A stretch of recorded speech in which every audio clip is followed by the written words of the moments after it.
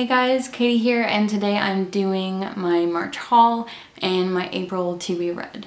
So I'm really excited about all the books I bought last month, but I bought so many books, and one of them in particular, you'll see which one, was very expensive. I'm actually going to stop buying books for a while. I might go to the library if I need anything, but hopefully that's not the case because I have too much reading to do to get into anything else. Last month I did so badly at reading. I'm gonna try and devote more time to it this month because before this month I was getting, several books done in a month. But in March I only read 2 books actually. So I'm really excited about these books. I was browsing at the bookstore and I saw The House on Mango Street by Sandra Cisneros. I had to read this in school when I was younger and I remember loving it so much. And I think it was the first time that I read a book that was kind of poetic in its narrative. It wasn't just words. It was more like a beautiful poem put together into little stories, and I really loved it, so I got this.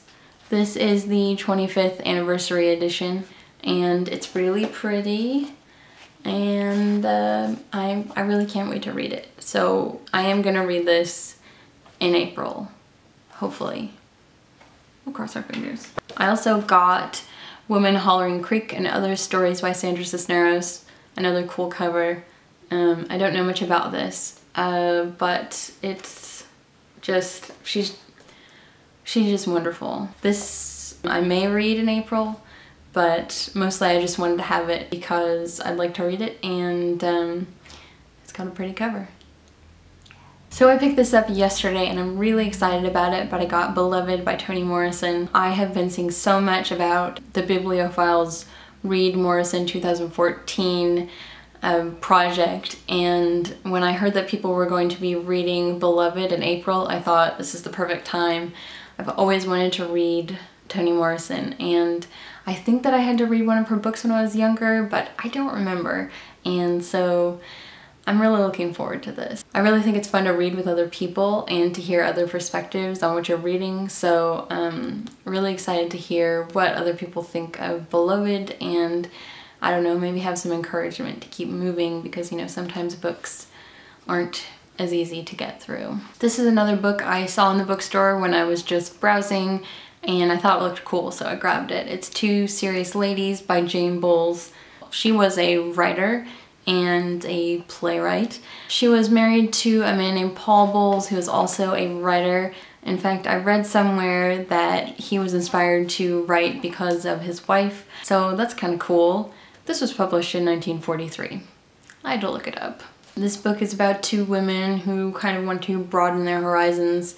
They're friends, and they both have different adventures, and then they come back together. They're both supposedly changed. I'm really looking forward to this. It's got a quote from Truman Capote. I think I am gonna read that one in April, but we'll see because my pile is getting large and I don't know what I'm thinking. I'm crazy.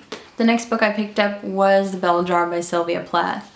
I have read Sylvia Plath's poetry. I think it was her book Ariel that I read in one of my lit classes in college. I really enjoyed her poetry, and I've heard so much about The Bell Jar. I mean, what do you say about this? Come on. I've begun to notice that I kind of tend to pick up books that have to do with mental illness and things like that, and people unraveling, and I don't know why I like that, I just apparently do. So that's sort of what this book is about, and I'm really looking forward to it, but I'm not sure I'm gonna read it in April because I have so many other books to read. I had Ariel, but now that I picked this up, I really want to get a copy of that again because it's just wonderful. It's great. I picked up Virginia Woolf's To the Lighthouse because I watched a review that Sana of Inkbone's Books did for a couple of books by Virginia Woolf, and I have read Mrs. Dalloway and I read Orlando, and Mrs. Dalloway was on my 10 influential books list. I really love that book. And I've also read some of her essays, but I haven't read any of her other books. I really liked her writing, so I'm interested to see if I'll like this. This is another short one, so I may try and get to it in April. This is the big one. It's S by J.J. Abrams and Doug Dorst, which I'm reading with Booktube reading buddies. the Goodreads group.